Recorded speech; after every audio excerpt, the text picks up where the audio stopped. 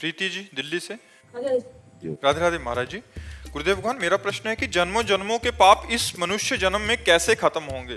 जैसे रुई का पहाड़ लगाओ, एक दिया सलाई लगा दो, पूरा भस्म हो जाएगा? नहीं हो जाएगा। तो ऐसे ही ये दिया सलाई केवल भगवान के पास है, हमारे पास नहीं है, आपके पास नहीं है। भगवान ने कहा सर्वधर्मान परित्यज्य मामेकम शरणम व्रज अहम त्वाम सर्व पापेभ्यो मोक्षयिष्यामि मा शुचः। तू सब धर्म कर्म को मेरे समर्पित करके मेरी शरण में हो जा, मैं तेरे सारे पाप नष्ट कर दूंगा।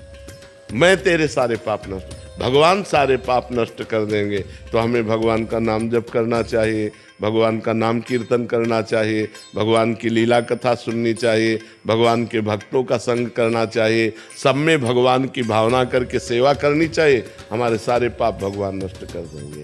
कभी गृहस्थ जीवन में रह के कभी कभी कुछ ना कुछ मुश्किलें आती है, मतलब ध्यान ऐसे भटक जाती है। नहीं, मुश्किल बच्चे हैं, ध्यान भटकता तो सबका है और मुश्किलें सबके आती हैं, आपकी ही बात नहीं है। हर मुश्किल से लड़ने के लिए हमें मनुष्य जन्म मिला है, भागने के लिए नहीं। सबके पास मुश्किलें हैं, चाहे बाबा जी हो, चाहे गृहस्थ हो, चाहे जवान हो, चाहे बूढ़ा हो, चाहे स्त्री हो, चाहे पुरुष हो। कोई ऐसा नहीं जिसके जीवन में मुश्किलें ना हो। क्यों भाई, तुम मुश्किल रहित हो क्या?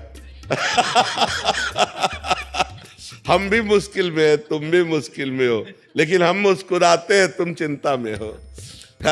मुस्कुराहट बनी रहे मुश्किलों में, इसीलिए मनुष्य शरीर मिला है। और वो तभी हो सकता है जब भगवान से जुड़े हो। अगर भगवान से नहीं जुड़े तो आप मुस्कुरा नहीं सकते, पक्का समझो। भारी से भारी विपत्ति और दुख में भी जो मुस्कुरा के कदम बढ़ावे वही तो मनुष्य है। जब भगवान को विपत्ति मिली तो हम इंसान को क्यों नहीं मिल सकती?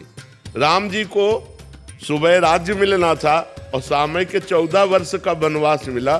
थोड़ा विचार करो कि अगर हमारे पास ऐसी विपत्ति हो तो जीना मुश्किल हो जाए। सुबह चक्रवर्ती राजा बनना है और शाम के नंगे पैर वनवासी वेश 14 वर्ष किसी ग्राम में नहीं जाना।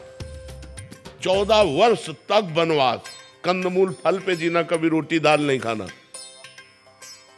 तापस वेश विशेष उदासी 14 वर्ष राम वनवास। कितना बड़ा कष्ट भगवान को झेलना पड़ा। फिर हम इस मृत्यु लोक में जन्म लेकर मनुष्य होकर, ऐसी समस्याएं तुम्हारे पास है नहीं। बहुत छोटी छोटी समस्याएं आती हैं, उन समस्याओं का समाधान हम विवेक के द्वारा कर सकते हैं, हम भजन के द्वारा कर सकते हैं। हर समस्या का समाधान भगवान है। अगर हम भगवान से जुड़े, भगवान का नाम जप करें तो हमारे अंदर ऐसी बुद्धि आएगी कि हम लड़ सकते हैं, हम जी सकते हैं, हम दुख में भी जी सकते हैं। तो यही कला आप भी सीख सकते हो। खूब नाम जप करो, भगवान से चित्त को जोड़ो। मरना तो है ही यार, एक दिन तो मरना ही है सबको। रो रो के क्या मरना है यार, आनंद पूर्वक। आज हमें दुख है तो मुस्कुरा के जीते, कल सुख आ जाएगा, अपने आप आ जाएगा। जैसे दिन है वैसे ही रात, रात आई दुख, दिन आया सुख, ये एक क्रम चलता रहता है। दुख सदैव कोई दुखी नहीं रहता और सदैव कोई सुखी नहीं रहता। सब दिन होत ना एक समान, दिन बदलते रहते हैं। तो हमें चाहिए मुश्किलों में हम कमर कस लें कि अब मुश्किल आई है, अब मुझे भगवान का सहयोग लेकर इसे जीतना है, इससे हारना नहीं है। मनुष्य शरीर मिला है गलतियों को सुधारने के लिए और मुश्किलों को संभालने के लिए। हमारी जो मुश्किलें आए उनको हम विवेक के द्वारा संभालें, उनसे लड़ें, उस संघर्ष करें और संघर्ष में हम विजयी होंगे, क्योंकि भगवान का हम भजन करते हैं। और भगवान का भजन नहीं करते तब तो डूब जाओगे, फिर तो मुश्किलें चाट जाएंगी। अगर भगवान का भरोसा है और भगवान का भजन है तो बड़ी से बड़ी मुसीबत से भी निकल जाओगे, पक्की बात समझो। अध्यात्म शक्ति रहती है। हाँ, आज अगर हम आपके सामने बोल रहे हैं, हंस रहे हैं और जी पा रहे हैं तो सच्ची मानो, शपथ पूर्वक कहते हैं, कसम पूर्वक कहते हैं कि केवल हम प्रभु की शरण में तो हम जी पा रहे, नहीं जी नहीं पा सकते थे। और अब मस्त रहते हैं क्योंकि प्रभु की शरण में मरना तो एक दिन है ही यार, है? बिल्कुल मस्त रहना चाहिए। मनुष्य जीवन मस्ती के लिए मिला है। वो मस्ती तभी रहेगी जब भगवान से जुड़ोगे।